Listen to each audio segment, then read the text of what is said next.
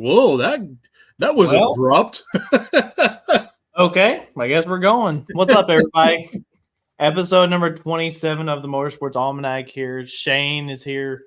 Charles is here too. Wyatt's in the queue, and I think I just saw the Blagraves pop in down here at the bottom of the screen.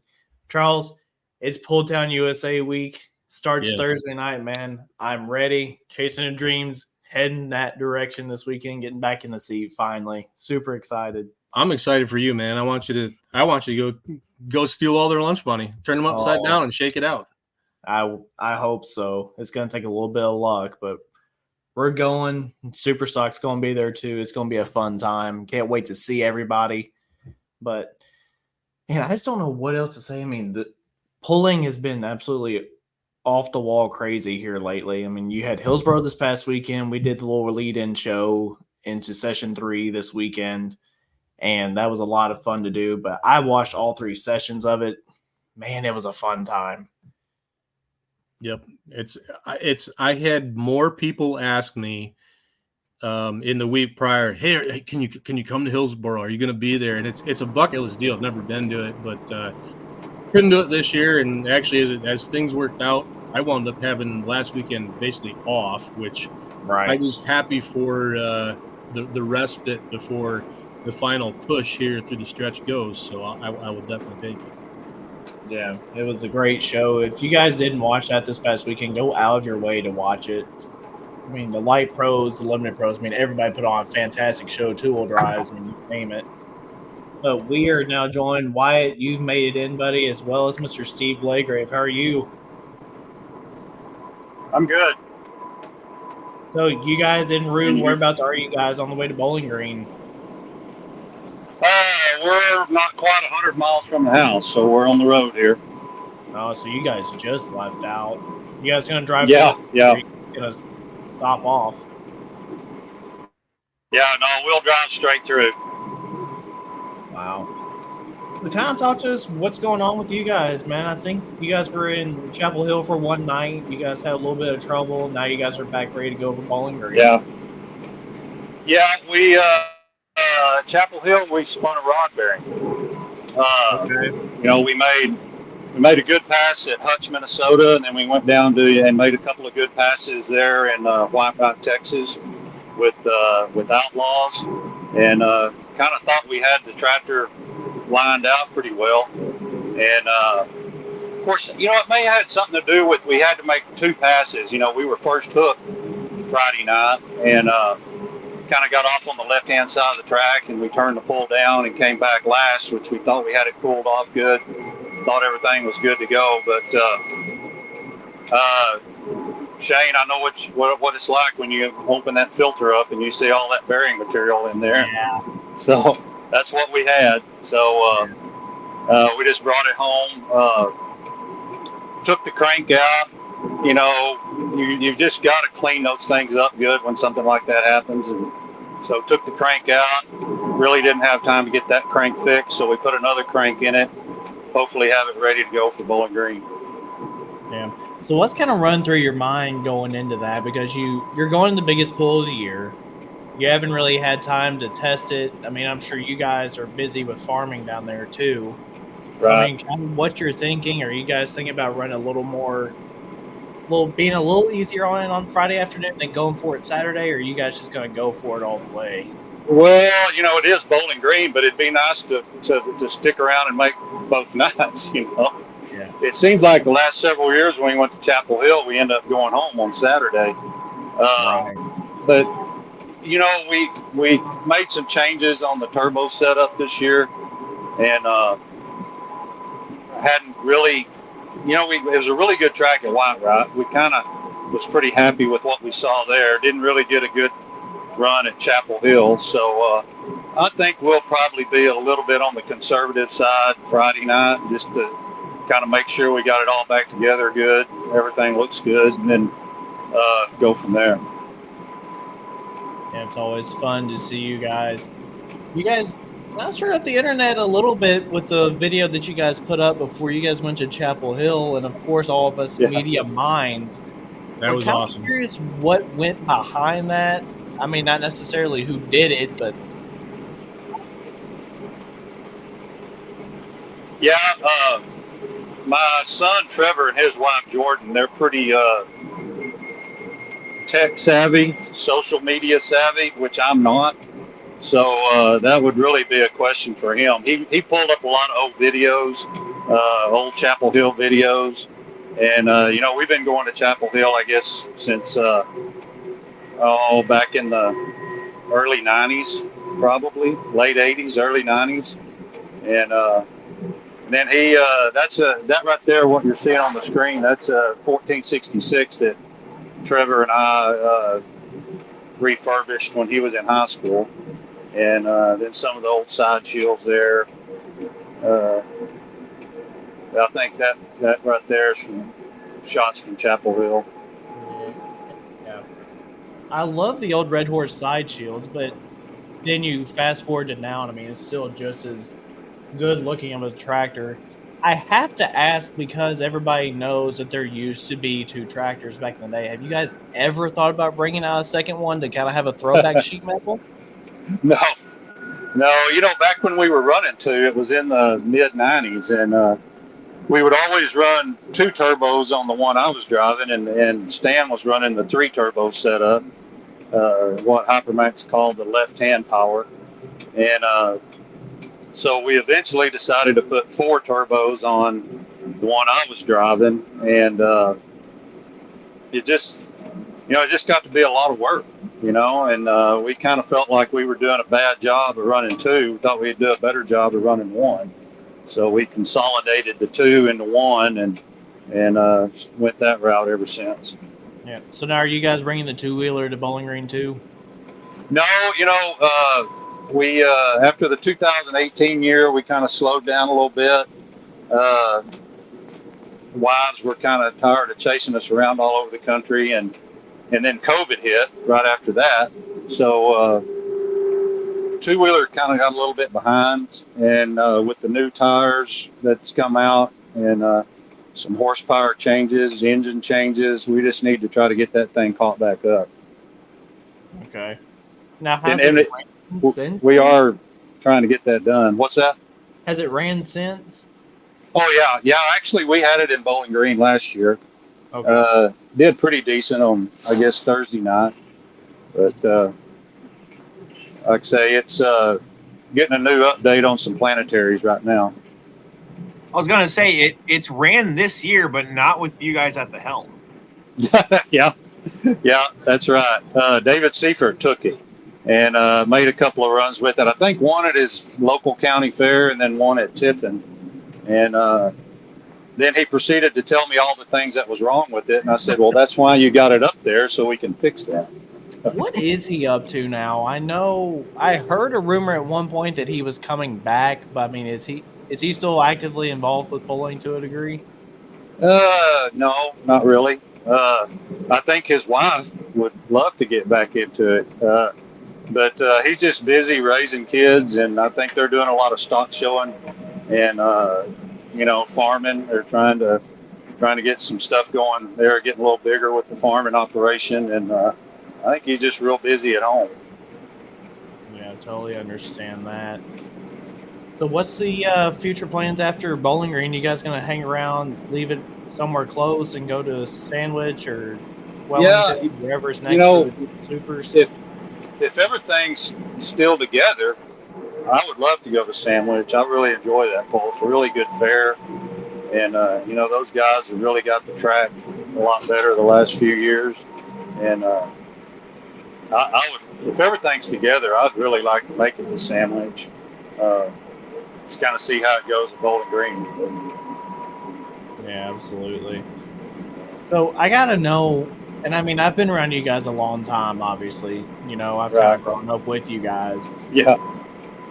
Where did y'all's love for pulling start?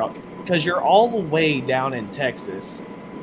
I mean, away from now it's more away from with super stocks and all that. Did you guys always run supers and just had to travel more, or were they down in Texas a little bit more at one point? Well, I guess the first tractor pull I ever went to was in 1972.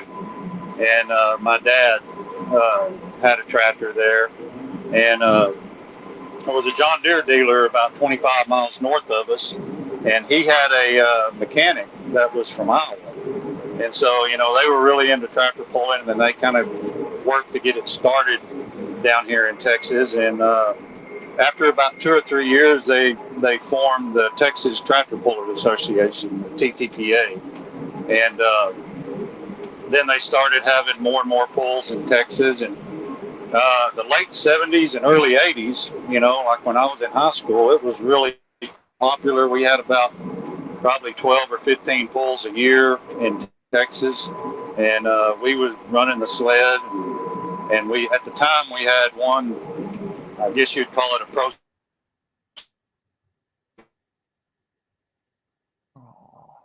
Had intercooler on.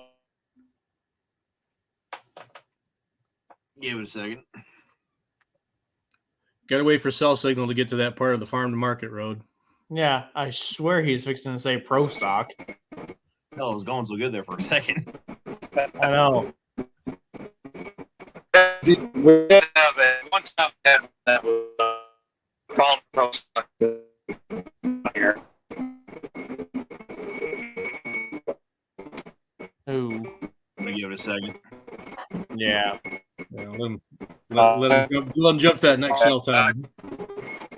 Yeah. It started out fantastic. Yeah. Yeah, man. Yep. There they went for a minute. They'll Yeah, turn back on. Well, that didn't take long. Hang on. I think I just switched hours. Steve, you got us? You got us? Yeah, I can hear you. Yeah. Did you say you guys had a pro stock? Is that where that was going? Yeah, we did. We had, you know, what the Texas Tractor Pullers Association called pro stock. You know, we had one turbo. Just I don't even remember if there was a rule on the size of the turbo. It was pretty small, I can tell you that. But I guess that was back in 1981, probably. And then I guess it was in '79 when we built, a neighbor of ours and us built a twin turbo Hypermax setup, and we built them both at the same time.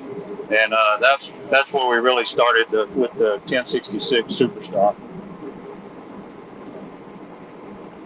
Wow. I didn't realize that you guys were in pro stock at all. Yeah, I mean, like I say, there was probably only about 4 or 5 tractors. You might really call it more of a farm stock. You know, it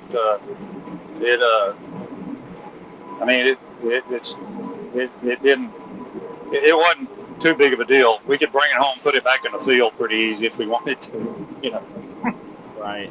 So what kind of steered the boys? I can't remember their names for the life of me. I haven't seen them in so long. Yeah. Sean. Yeah, Sean. that's it. Sean and Trevor. Yeah, I haven't seen them in so long, I couldn't remember. But what kind of steered them to go into two-wheel drives instead of following in the footsteps of the diesel side? Probably me, because I wasn't going to pay for another diesel super.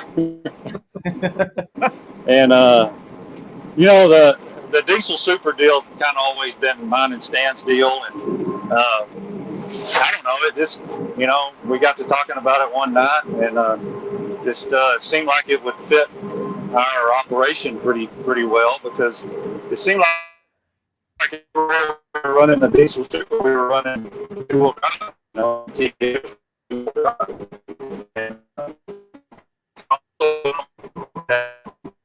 and in Texas has a two-wheel drive class that with the same rules as so it worked out good. We could run it at home. We could get with us when we went. You know. Yeah, that makes sense, because very little that I know about the Texas truck and tractor pullers, because I mean I've never been down the Texas 4 pull, but they seem like they have a pretty good group of two-wheelers down there. Yeah, they have a little, you know, like a good 4-wheel drive pickup class, super farm, pro farm class, 2-wheel drive. You know, the 2-wheel drive class, there's as good a 2-wheel drives in Texas as anywhere. So, right. Did you say they have super farms down there? Little pull. Yeah, they do. So are they outlaw ruled super farms, or are they like NTPA BPL super? No, they're not outlaw rules. And I knew you was going to ask me that as soon as I said super farm. I know I think their rules are a little different on the cylinder heads. I know they're different on the turbo, but I can't tell you the sizes. Okay. Yeah, because I didn't even know that those existed down there. But Yeah, how no, big, they like, got what's their travel area like down there? I mean, Texas is such a big state. yeah. They have about, I guess that triple TPA they call them. They have probably 8 or 10 pulls a year, and then they also combine with Outlaws when Outlaws goes to White Rock, Texas, and De Leon, Texas. Well, triple TPA, they'll run 2 tracks. They'll run them on one track, and Outlaw classes on the other track. Right. I mean, it makes the most sense for them, anyways. Yeah, that makes a nice. That pull at White Rock was really good pull. Track was really good. They had really good classic pro stocks there, and then like I say, the Triple TPA Association, they had all of their normal people there. Right. You guys have anything y'all want to ask? I know I've been doing a lot of the talking here lately. It's something I've always been fascinated about you guys, and it really doesn't even have anything to do with pulling. It's about farming and your lifestyle that you guys lead and the patience that you have to have. Up here in the Midwest, I feel like guys, oh, the corn futures dipped today, we're gonna lose the farm, or it rained 2 days, so our BPA is gonna drop on the acreage. You guys have entire years where you don't necessarily get something out of your fields. It's a level of patience and understanding that you guys have that I don't think people know about. He's frozen. That's not good. He probably didn't hear any of that. Good question, regardless, though, because I mean, with the droughts that they have and everything, they kind of have to rely on harvesting somewhere. Yeah. Maybe he'll come back here in just a second. I hope Hopefully. so. Yeah, but you guys get your questions in. Everybody that's watching, for sure. We're going to start reading those off here in just a second. Yeah, there they went. He'll be back in just a second, I hope. Wyatt, you may have to turn it into a phone call like we were talking about earlier. Yeah, I'd have to go upstairs to do that. How that's going to work going into the microphone, I don't know, but we'll figure out something. It'll be fine. We've done it before. Yeah, absolutely. I forget who I had to do that with one time. Probably Tucker. It was with Collins. Had to do that. Or not Collins. Guy who had the Bud Boss Semi. We had to do that. Oh yeah. It was awkward, and the whole time I was panicking that it sucked. And then on the playback, I was like, okay, at least the audio was salvageable. It was all right. Yeah, absolutely. But yeah, man, what else has been going on as far as the motorsports world goes? I know we had Knoxville this past weekend. Larson won that one again. Are we that surprised? I mean, he seems to love that place. He's a natural talent. He's got a ways to go to prove himself as maybe the best in a sprint ever, but by the same token, his attentions are definitely divided because he makes way more money running those dumb cars with fenders. Yeah. Did you see the finish to that on Sunday? Did. By the way, I was like, somebody got all in their number 3 fields and decided they were going to take care of it in one fell swoop. And I don't know, right, wrong, or indifferent. It's cool because it's going to be talked about for a long, long time. Yeah. I mean, what he did was a move. I mean, and do that, both those moves within 2 turns. I mean, dump one guy into 3 and then catch the other coming off 4. That's the thing is, those two guys that he turned around, those guys he turned around are not well liked in NASCAR as a whole. I don't know. I'm not a Joey Logano fan, never have been, and I wasn't when he was younger, but I've come around to him. And he's matured, and Denny Hamlin kind of He's kind of in his Kyle Busch era before Busch left Gibbs, really. Yeah, but I actually like him for that because he doesn't pull any punches. He's no bullshit. I can't He's stand totally it. unfiltered, and I like it. Yeah. I will forever hate on Kyle Busch, though, because of what he did to Dale Jr. at Richmond in 2007. I'm one of those guys. Kyle's one of those ones who doesn't know when to meter it out. If he and his brother too, if both of them had learned to meter it, I probably would have become a fan, but it just never happened with either. Yeah. I'm really interested to see where the charter agreement goes with all that. Of course, that's what I'm interested in is all that stuff because I really think Junior Motorsports is going to come up to Sprint Cup Series here soon.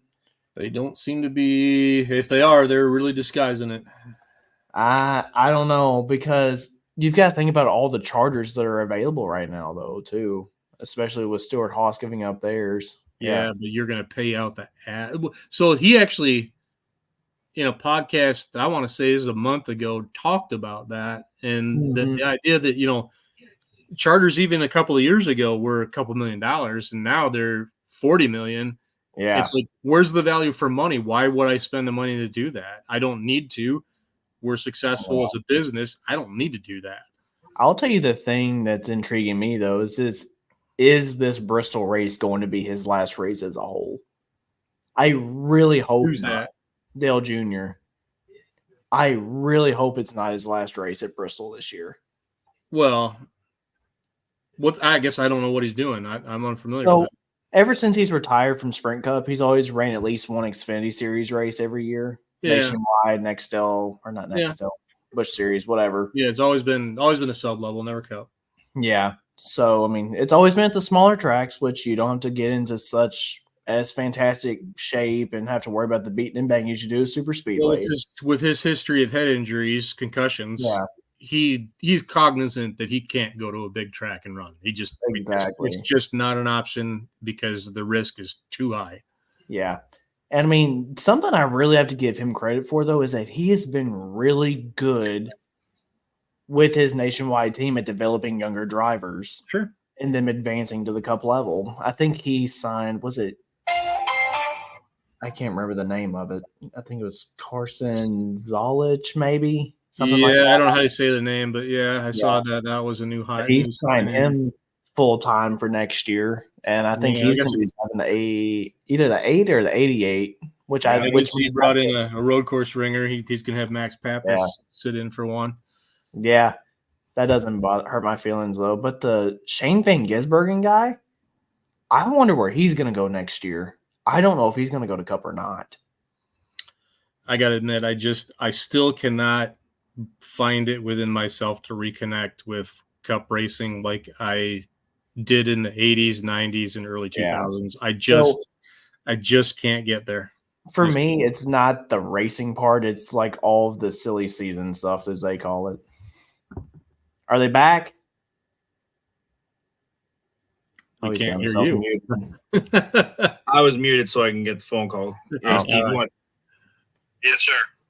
Hey, you there, bud? I can hear you at the moment. Yep. I forgot where we even were now. I think I'd ask you guys. Charles, you were on your question. Oh, yeah. When it cut out, it was just an overview of your farming operation and the patience it takes to execute what you do for your living. Because, up here in the Midwest, if anything changes on a day-to-day or a weekly basis, I mean, it can sometimes incite panic, but you guys have a certain level of patience because of your operation and what you do. I'd like for you to kind of expand on that and teach people what you guys do. Yeah, well, we farm cotton is what we try to raise, but I don't know. The good Lord decided this doesn't need the rain in West Texas here the last few years. I guess this week don't really have much of a crop. This year we got about 3,000 acres of cotton. Normally we have about 10,000, but it just is not looking good at all right now. We really rain to speak of since May, and we didn't get a whole lot in May when we got what we got up. on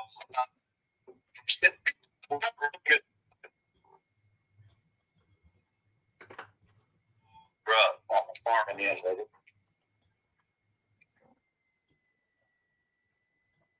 Yeah, it seems like it's been super rough for you guys the past couple of years. I know there was one stretch where you said you went through like 9 months or so of no rain at all.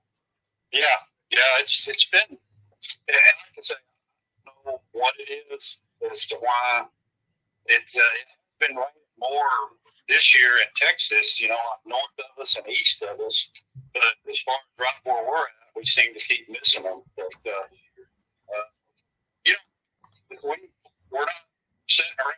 The oil field is real busy at home, and they do a lot of fracking at home, and we blend that groundwater, and they use a lot of water when they do the fracking. So we've kind of into that business where we've got our own frack pond, and we fill it, and we send that to the rigs when they're doing the fracking. So that's been a godsend for us there since the farming has been doing too well.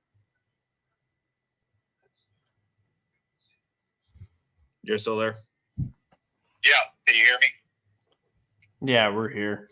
We're just listening very intently, try to be able to hear it. It's not coming through the greatest, but we can work with what we got. Yeah, I apologize about that. Oh, it's not your fault at all. You guys are going to be where we're at this weekend anyway. If nothing else, I guess I can throw the microphones in the bag and we do something in between sessions, maybe. Yeah, you get a rain delay or whatever, hole up in somebody's holler and do it. Oh yeah. That'd be a lot of fun. Yeah. I wish we could leave on, Tuesday night and be there Wednesday morning, but it don't work out that way for us. No. How far is it for you guys? Is it 23? 20-ish? Yeah, of course it depends on how hard you hit it, but it's I think it's 1,350 miles. 1,400, something like that. So a lot of the questions that people ask too is with the size of Texas itself, how long does it take you just to get out of the state? Is it 8 hours? It's about 6 hours when we go to Oklahoma City and St. Louis. Now, when we're going to it's when we get out of Texas at Texarkana, well, we're halfway to Chapel Hill, so it's like 500 miles to Texarkana, and then it's right at 1,000 to Chapel Hill. So, yeah, it's about 10 hours when we're going straight east. Right. Wow. They're really right there into the heart of Texas. We're in Texas. We're just on the wrong side of Texas. We're over there by New Mexico. We're over there by the home state. So would that have made the hook and ever NTPA had it in Kansas? Would that have been the closest hook for you guys then? Yeah, Dodge City. I think that was 8 hours. It's like it much. I love it. Felt just like home. Yeah, just a nice afternoon drive, How far away was it for you guys, time-wise? To Dodge City. Yes, sir. Yes. Or two. Yes, Dodge City. Yeah, that was 8 hours to Dodge City. What do you say, No. Wyatt? Now, is it any closer to Whitewright, being that Dodge City's 8 hours? Yeah, it's 400 miles, so it's 6 hours. So it's not too terrible. And No, it's not bad. Not bad at all. So, it's over there just right north of Dallas, kind of northeast of Dallas, northwest. right. Charles and Shane, can you guys still hear pretty good, or I have to adjust something here? Audio's fine. It's a signal issue. Yeah. Yeah. Other than that, we're all right. All right. I guess we can go with some other questions in the comments. One question we have for you, Steve, and I don't know if you stand those this either. Where was your first Grand Ash to win Superstock division? Back in Missouri, 1991, I think. Oh, heck, I went through Macon yesterday. Yeah. Yeah, pulling's still alive and well in Macon. They used to have a pull there every Right. years ago. Yeah, I think now it's went to Outlaws. Yeah. Yeah.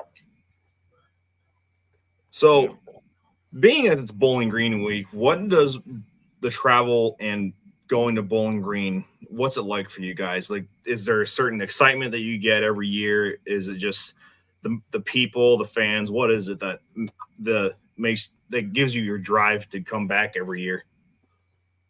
Yeah, for us, it's kind of like it's kind of like going to Louisville. Everybody's there, and you get to see everybody, and it's kind of like a reunion. Like some of the pools you go to, they don't have all the classes, or maybe not everybody comes, or maybe not all your fans get to come, or whatever. But at Bowling Green, well, pretty much everybody's going to try to be there, and that's always exciting because when you're in the pit out there, well, it's just you don't want your tractor sitting outside and be out there with it because there's always people coming by that you've seen there before, or that want to come by and see you, or whatever. And it's just always really exciting to see people that you hadn't seen in a while. Yeah, I totally agree. I mean, I can't tell you the amount of people that I look forward to seeing. I mean, you guys are obviously in that group. Just everybody from all over the place, man. It seems like Bowling Green's where everybody sees each other at least once a year. Yeah. Well, and there's those guys from overseas that come over there. There are people from all over the world that go to Bowling Green. Oh yeah, definitely. There's a group here now. I think Janice and the Floating Finish guys are here for. They were at Hillsboro. Now they're here for Bowling Green too. Yeah, and they come from Central Germany. Yeah. Have any of y'all ever been over there to any of the Netherlands or any of those pools over there? I have not, but it is on my agenda to go in 2026 or 2027. I haven't decided which one yet. I was going to say, which one would you want to go to? Probably May Power Weekend. Probably the one that Hans Boxer just went over there to, Steve, the Made Power Weekend. Yeah. That looked like he did pretty good over there. Yeah, them and who else was there? Mary Kale. Yeah, they did really well too. Yeah, a couple New Yorkers. And I don't know if you've ever seen video from over there, Steve, but it is quite a crowd. I don't think we have anything like that over here. Yeah, so I have gotten the story of how that. I think it'd be a blast. Yeah, I've gotten the story of the promoters there, and they love pulling so much over here that they always just look for people over here to come. And I can't. How many times did Gardner Stone say he had been? Was it like 4? Something like that. He said he had been quite a few times. I can't remember exactly. I'd have to go back and listen to the show again when we. That was a long time ago, but yeah.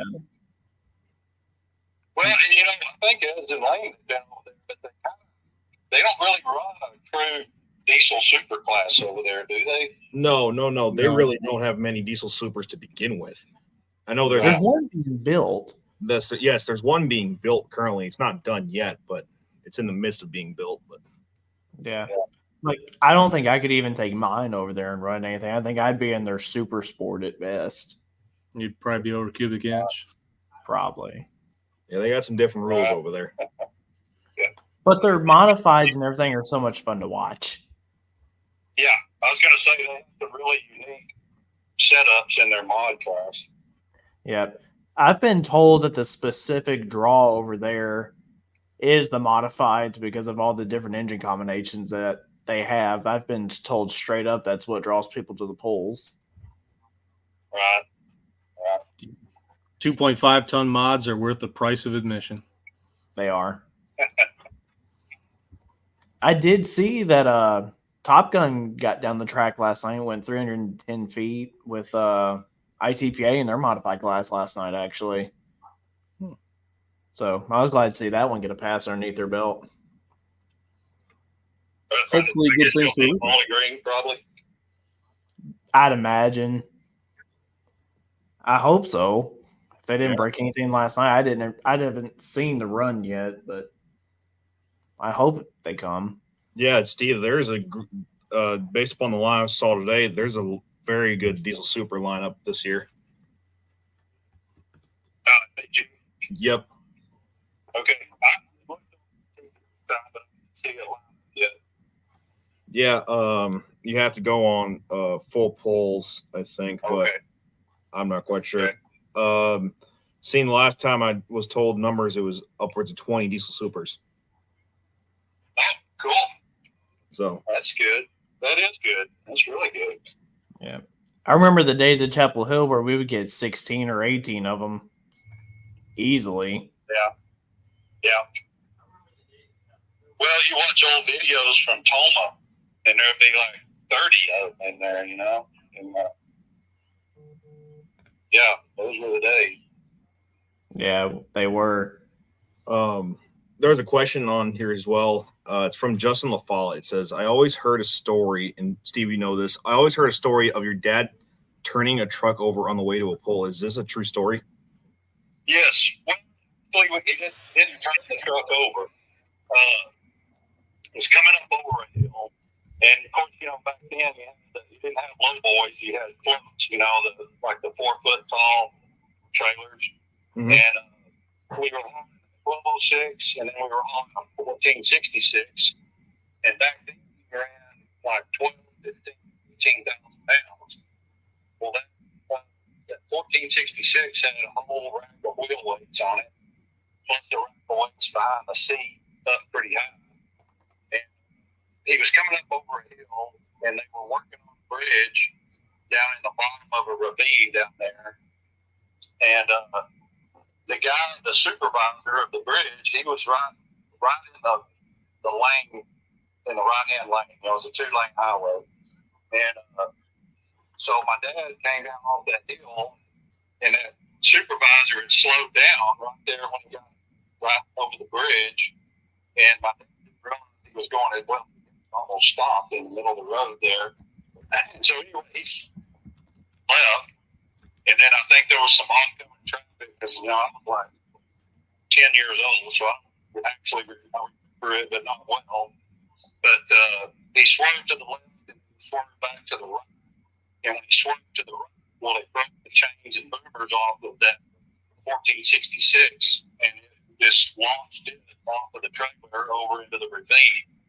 And the 1206, and it was a good thing it broke loose because I think the whole roof was going to go over it. Those chains wouldn't have broke loose. But anyway, we just lost the tractor, the one tractor, and the trailer set back down in the truck at 1206. And anyway, it wanted it up down at the bottom of that ravine pretty well. Man, I've never heard that one. I've been around you guys a long time. Yeah, you know, there's and I don't even remember what year this was, but the Polar magazine had a picture of it at one time in there that showed it. You know, we got pictures of it down in the bottom of the ravine, and it was upside down. And, you know, it was total. But we actually, that's the year after that is when we built that Hypermax 2-charger super stock with our neighbor. And my dad bought a brand new 966, and we used the block and the engine out of the 1466, and then the rear end transmission and, you know, hoods and everything like that off of the 966. You know, I do seem to remember that story coming out in the Polar now that you mention it, and I don't know that I've got that issue in the box behind me. I'd have to dig that out. Yeah, I was gonna say, Charles, you've got all the Polar magazines on demand back there. I do not actually. I've only got most of the ones from like the 90s and early 2000s. Those are the fun ones anyway. Yeah. So what made you guys go to the Magnum sheet metal? MX2, is it 225 or 255? 225. 225. What made you guys go to that one? Well, when we first built that first component tractor,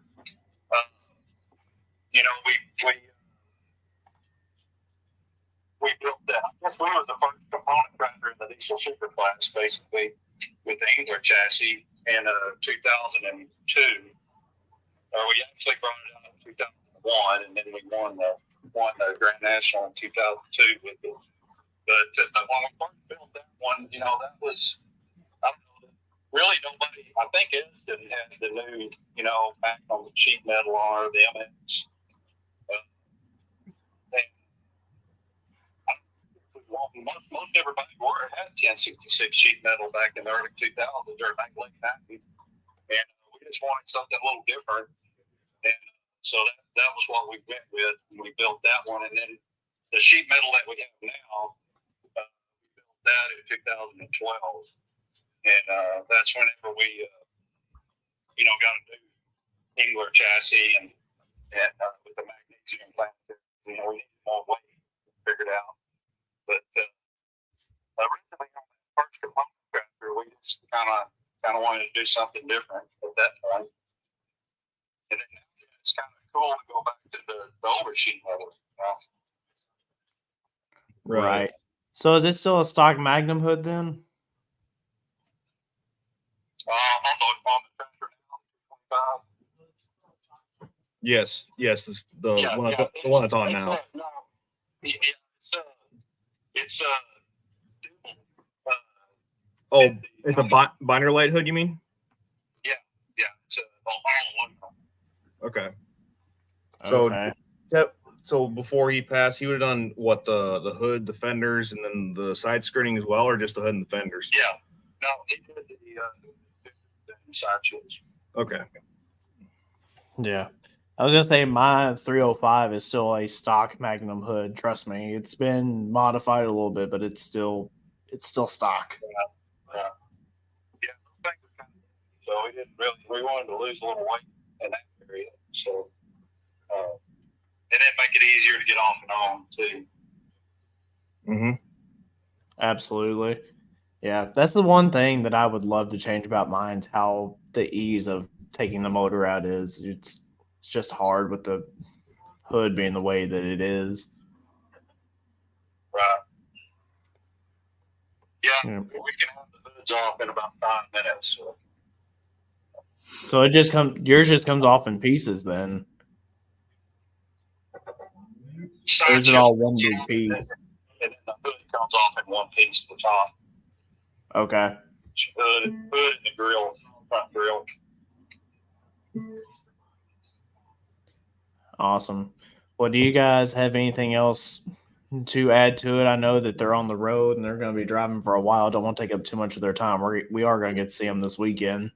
Yeah, I got something that I'm a little curious about. You guys were one of the first to get your hands on a set of the Puller 2000 tires when Firestone created that.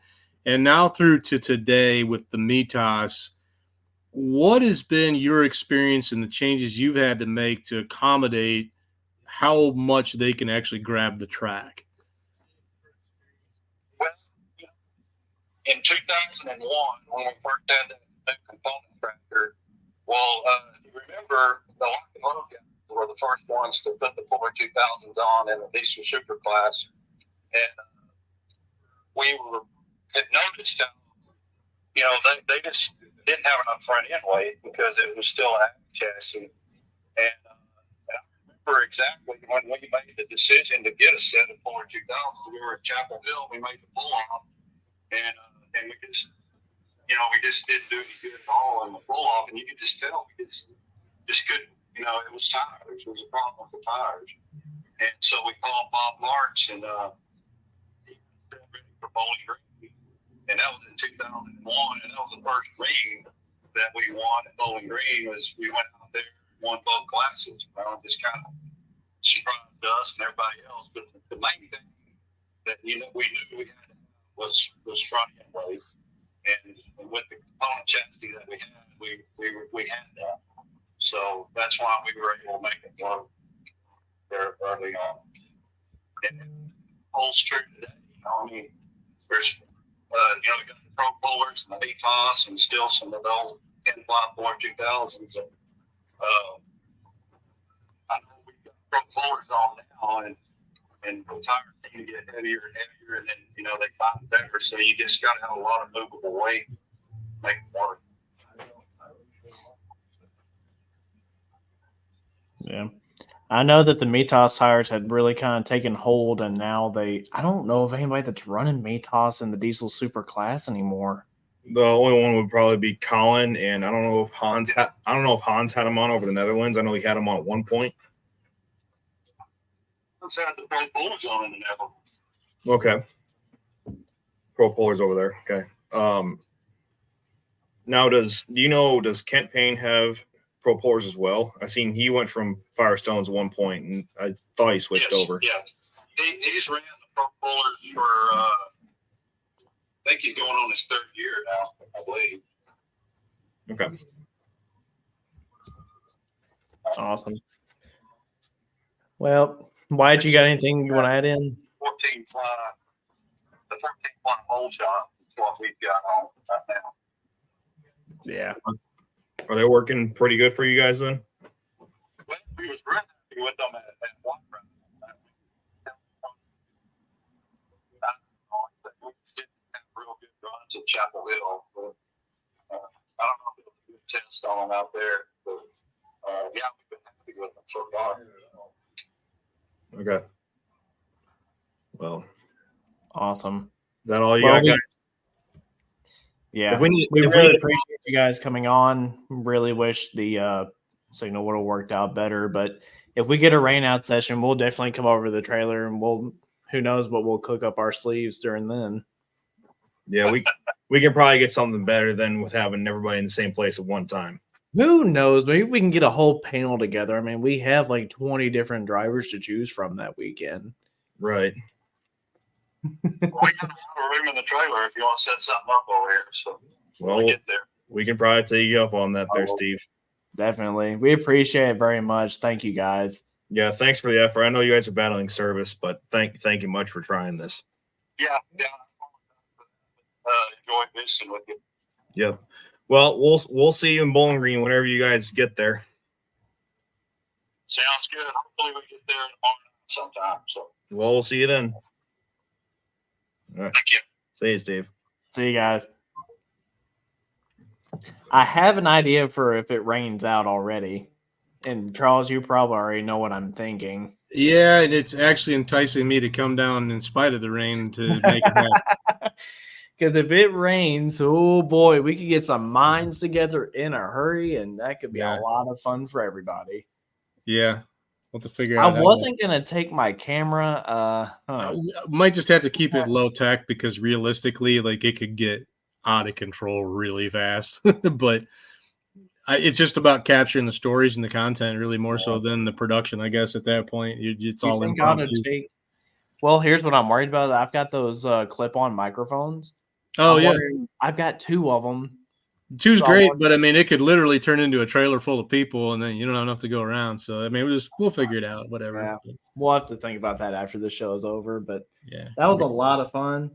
There's a part of me that kind of wants that to happen now, but the only way that can happen is if Mother Nature cooperates. Well, you know what? It doesn't have to, because I mean, there's guys who, with it being the size of the show it is, there's guys who have an entire session, yourselves included.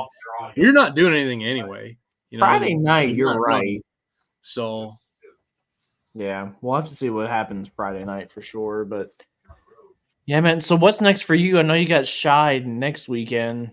I've got my be there.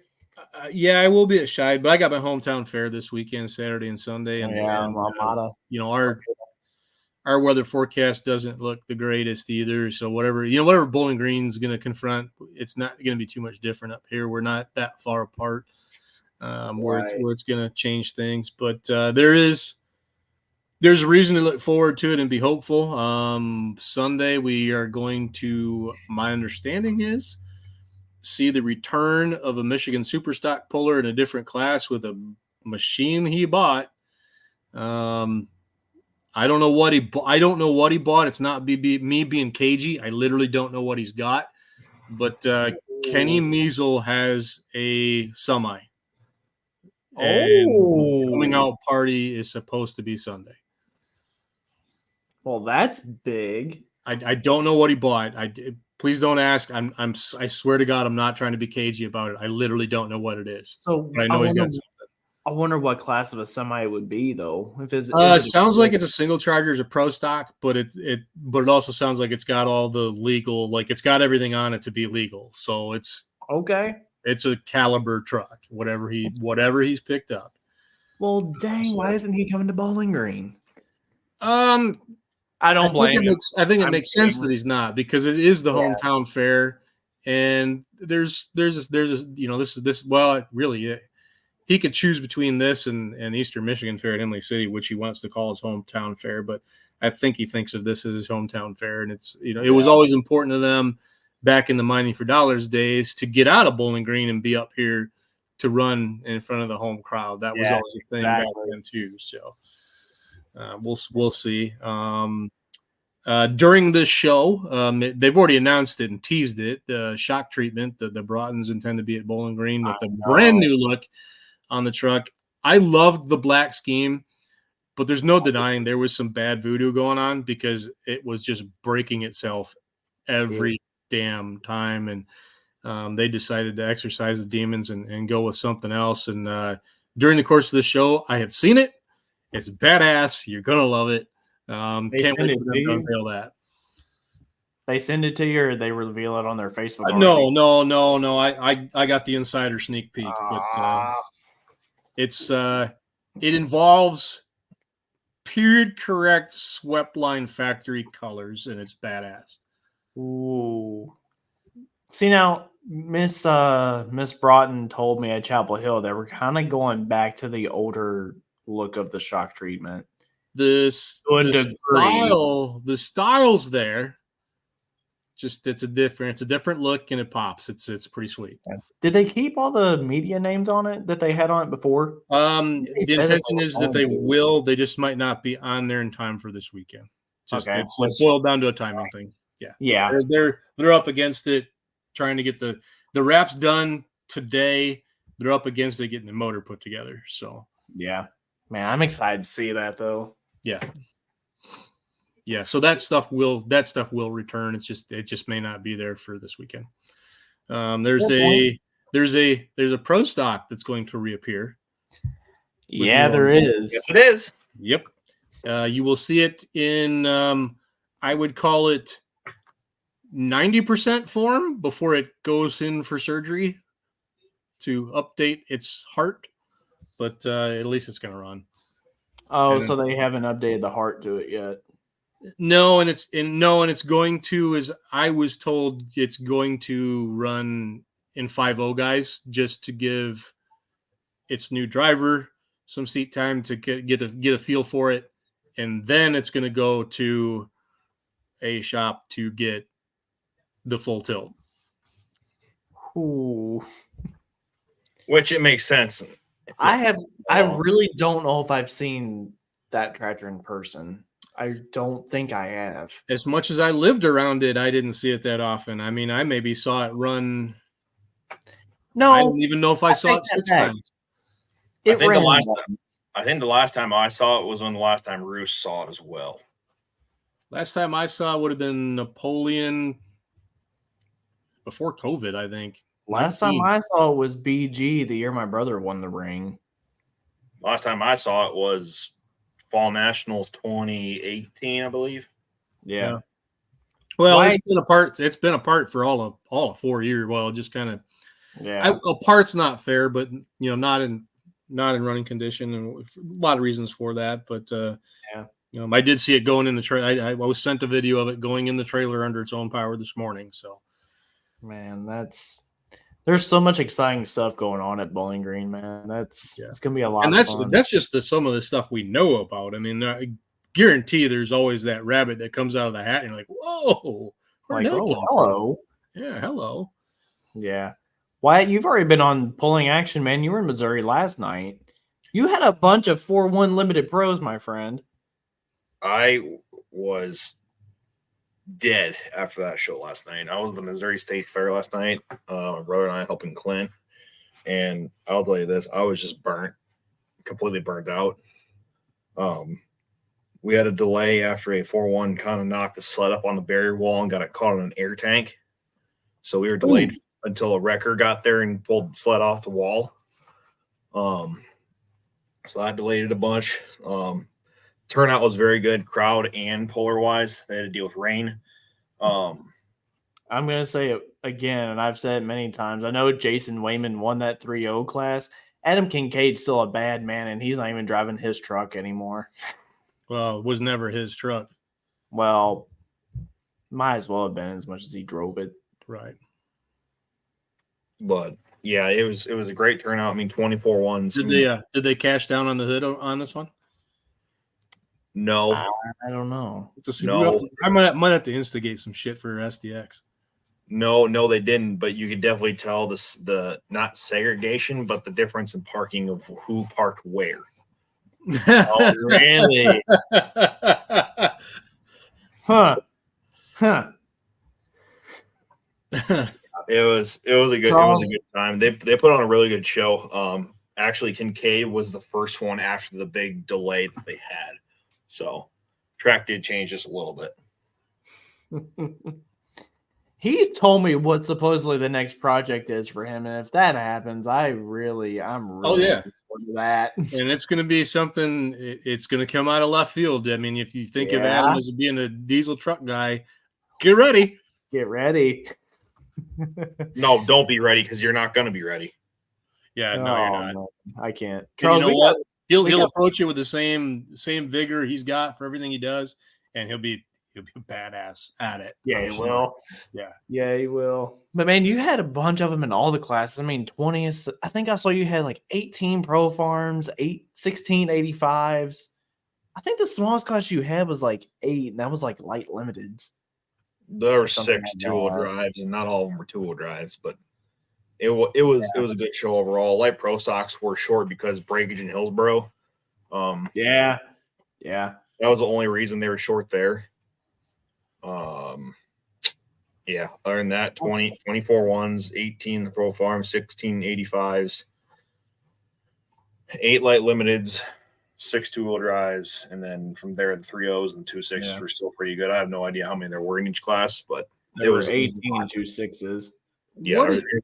What would be a normal turnout for two-wheel drives down there? And this is leading somewhere. 5. Okay, so that's normal down there. My question, I guess, where I was going with that, based on the answer, but I mean, okay, so it's normal there. Where the hell did all the Region 2 two-wheel drive trucks go? Grand National or sitting? Yeah, but is Missouri Region 2? No, Missouri's not. No, I'm bringing it back local here. I'm going. Region 2 is getting 2, 3. Yeah. Okay. Yeah. What the? Why? I will say this. It's a problem in multiple areas. It's not a problem down here. Trust me, we still have 16 of them. Region 3 and Region 3 go over to Minnesota UPN WTPA over into Outlaw. It's been a decrease this year. We had the past couple years in Lancaster, we've had 15, 16, up to 20 tool drives. We had 7. So I can promise you TNT's got at least 20 of them every week. And it's not even just tool drives, it's 4.1s as well. We went from having double-digit 4.1s, so we're now down to 4 or 5. Huh. See, now I'm not seeing that down here. I've seen our 4.1 numbers go up. Yeah, because the ones that are just getting back out go there just to get pieces on them. Hey, man, I had Ashman down here with us last weekend. Oh. Yeah, now bring him here. Now, you Southerners don't be wusses and bring them here. Nah, they don't like northern tracks. So they can't handle that smoke. Quiet. Here's the problem. I think you would see almost all of Mid-South go if they didn't have a points hook that same night to Nashville. I really think you would see them all come. You're going to get a Rockwell, Hillsboro, and Fort Recovery sweep 4-1 down there. I don't think so. You are, because I talked to him already. Oh, is he coming? Yep. Oh no. And y'all in for a treat. Uh-oh. Um, Yeah, but if you guys don't know what we're talking about, track at Holes hours there, September 6th and 7th. The payouts, I think you've got to get 15 in a class for it to be 4,000 to win. If I'm not mistaken, I haven't looked at it in a while. yeah, that's 4 ones. I think that's all of them.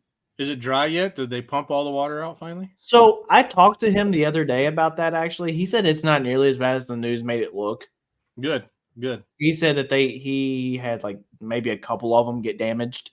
He said, he said all the water's gone. He said the dam never fully broke. He said it might have leaked a little bit. He said, but it never broke. So there's still a go. That's good. Me and Eli Lisk have been on the trail of some 5.0s and some 4.1s, though. My 5.0 boys, you guys want a chance to have a showcase? Let's go. I think I've got 2 out of Michigan confirmed to come.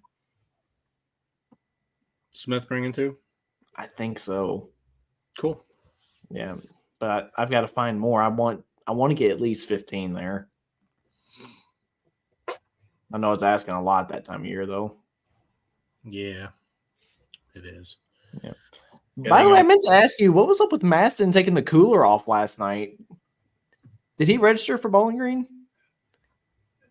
Give me 2 seconds. I can tell you. I saw that he took the cooler off, and I was like, huh. He Okay. hasn't been to Bowling Green in a while. By the way, speaking of Region 2, can we talk about the Casey dominance up there? Casey. Until Coldwater, the last 2 nights out, they have not done nearly as well. But they were worried that they heard it at Coldwater. It ran down. They won with Whoopi, but it ran down there like 380, and it spiked 4,500 at the end of the track because they got out beyond the prep, and he was worried that they wounded it. And they have not done as well since. Oh, no.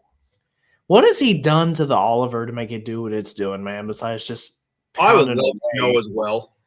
I don't know, man. That thing really is impressive because it is such an oddball. I mean, it's not plug and play. It's all different.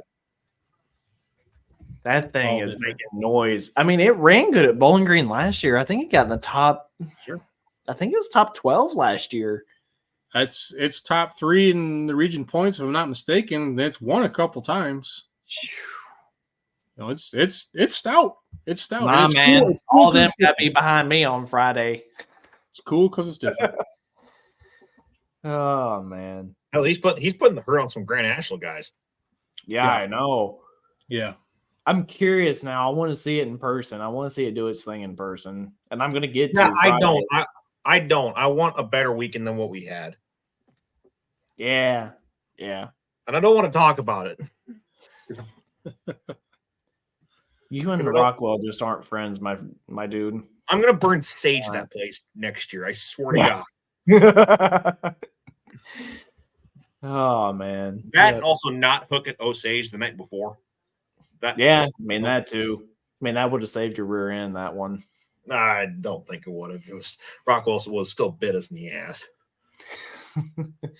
Any update on John Forrest on how he's doing? I haven't seen anything much since he got moved to California. Steadily recovering. Is Nope. he? Nothing new that I've seen. Yeah. I haven't seen anything crazy on the news side of things either. At this point, what stage he's in, no news is good news just because you don't want anything to go south.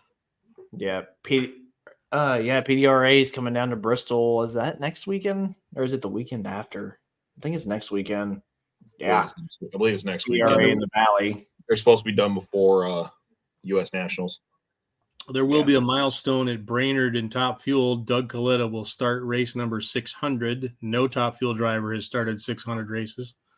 I did see that. That's quite a milestone. Yeah, that's awesome. Steve Johnson had something similar with Pro Stock Motorcycle earlier this year. Yeah, God. I feel like Steve Johnson was racing motorcycles when you still had to pedal them. Mm-hmm. Yeah. Oh, yeah. Are we going to talk about the purses that came out for Bradenton Park for World Series of Pro Mod? The three event series? Yeah, God. Winter series. It's so much money. Man. It's so much money that Victor Alvarez, who owns Bradenton, bought a Pro Mod. Mm-hmm. No, he didn't. Yes, he did. No. He's got a Camaro. No way. It's gonna be like the similar power plant to Mickey's, isn't it? I When you think put so. Yeah. twin turbo setup. Yeah. What's the dates for that? Sometime Snowbirds is in like December. like November or December, and then the other two are like January and then March.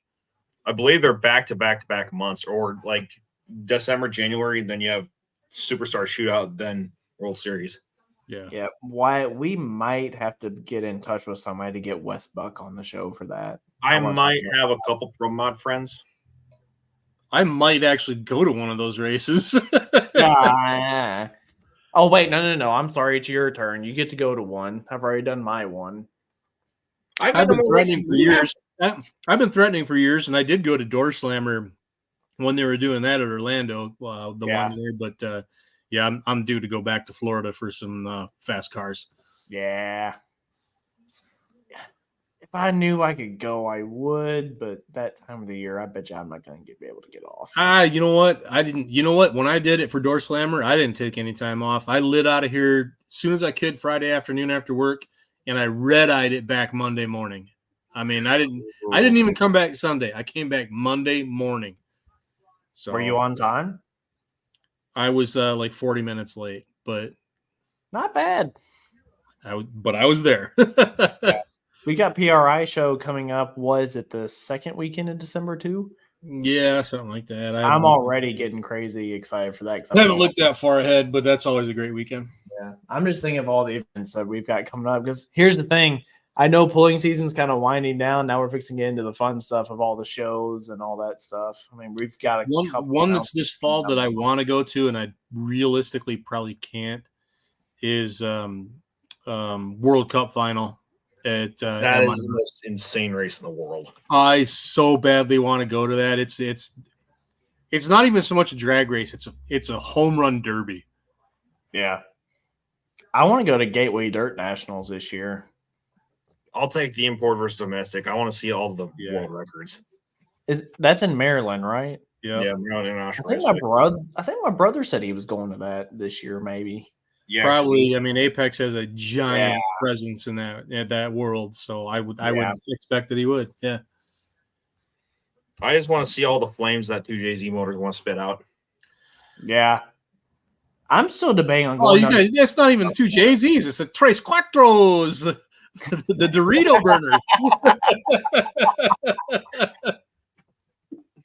Oh my god! That was I'll give you that one. That was good, man. I think we're all a little too excited for Bowling Green this weekend. Just so much stuff coming. Happy it's here. Yeah, happy it's here, and I wish I could be a larger part of it, but and maybe one day I will. But for now, I'm happy what I can get.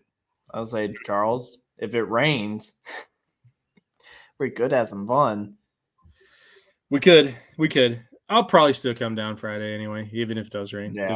Just because there's just friends I want to see and people want to hang out with. And like you do realize what place it is, right? Yeah. No, exactly.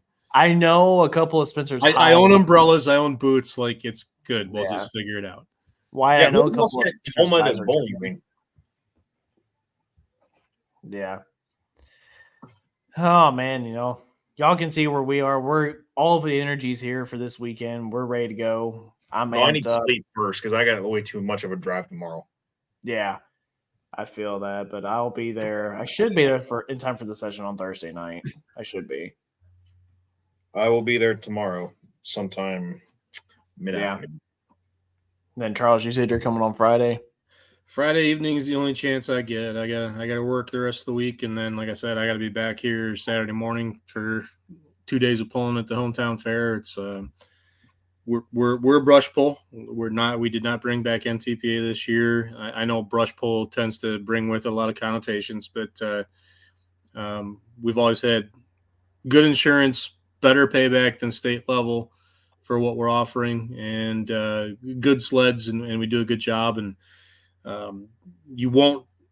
there's few places you can go. I guess I know it's Bowling Green weekend. That's the biggest crowd you're ever going to pull in front of. But for a county fair, there aren't many bigger crowds you're going to get to pull in front of. And On top of that, behind Langford, New York, we're the second oldest poll in the U.S. continuously running. So we got When that did going it for us. start? What's that? When did it start? Oh, shoot. You know what? As soon as I said it, I knew you'd ask. So next year, I think, is supposed to be Langford 70, which would make this. So 69 was this year was their 69th. That would make this year our 67th. You know, Hopkinsville's right on your heels. We started back in, I think they said 2026 is our, it's a crazy anniversary for the fair. I can't remember what it is. I'll have to ask somebody here in town. Yeah, they told me we're the in other there. day. As far as I know, like Langford's oldest, Armada's number 2, and then number 3 is what's the one in southeast Indiana that it's PPL Hook. Fish sandwiches they always do there. You mean yeah. not Terre Haute? It's not. No, is it The short- Princeton? No, it's short track. Yeah, the short track. God, I'm in a brain fart. Hang on. Google Maps will tell me where I want. Tampico. Tampico. Yeah, Tampico's number 3. Rusty. Hey, congrats on your win this weekend, brother. That was awesome. I knew it started with a T. Yeah. And I'll tell you what, Ohio Valley Hot Farms, man, they're kind of making their way around down here. You're starting to see them pop up more and more, and they're getting about 12 to 13 everywhere they go. I like to see it. I think 9,500 Hot Farms growing down here. If it's a 466, just keep it on 20.8s, not 24.5s. Don't make them the freaking sandbox class. No, they're 5'10". Don't care. Sorry, just keep them on 20.8. Yes, Oh, yeah. 100% agree. I wish, other than Region 2, I wish that class would have some further penetration into Michigan. I think it would work. I think Barron Springs had like 12 on Monday. Yeah, they had a few. There's been a couple fairs up here on the regional that have had them, but I guess state level or it's derogatory, and I don't mean it that way. Sub-state level, the other orgs would have a place for them. But I also recognize that it's very tough here because, like it or not, Michigan kind of is the home of Super Farm. I mean, they're just everywhere. They just are. Yeah, I totally agree. But that's not. I'm not suggesting Hot Farm is a replacement for them at all. I'm not. Super Farm's been very successful here for 30 years, and I think that should continue. 38 of them in BG. But I think there's a place at the table for the 510s also. Yeah. All right. Well, if y'all got anything else to add, I've went over everything I could think of in my head. I need sleep. I'm kind of brain dead right now. Never mind. I'm going to be nice. Never mind. Which is kind of dumb to say because I'm not going to get sleep anyways where I'm going. No. Yeah. You think you're sleep deprived now. Let's talk Sunday morning. Oh, we're going to have some fun this weekend, boys. Going through Chicago last year was a headache. I don't need another one. You know what? Coming out to Rockwell, I'll be honest, Chicago was fine. Joliet sucked. Fair. Really? Yeah, that's where all the construction is. Well, all right. We will see y'all later. If you guys see us at Bowling Green, come up and talk to us. We love talking to you guys. I mean, we wouldn't be where we are without y'all. But maybe you might get some secrets out of us that we try and hint on here that nobody gets. Yeah, there's that too. No. You can bark up my tree all you want. No. I no offense to you all, but kind of know which side my bread is buttered on, and I want to keep it that way. Yeah, you're right. I agree with Charles, actually. So anyway, all right, we will see you guys at Bowling Green. See ya.